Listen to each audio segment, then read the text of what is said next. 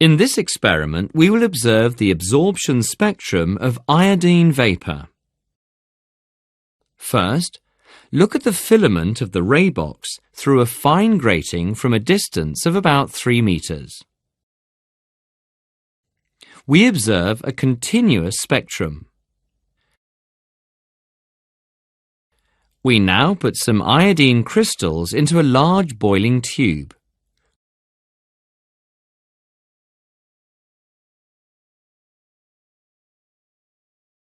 Cork the tube lightly and heat it with a Bunsen burner.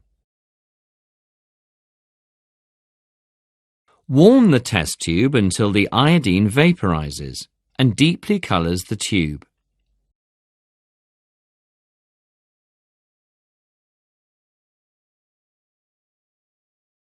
Now, place the tube in front of the ray box and view the filament of the ray box with the transmission grating. We get another spectrum. Compare the absorption spectrum with the continuous spectrum obtained before. What can you observe? The second spectrum contains some darker lines, called absorption lines. This spectrum is called an absorption spectrum.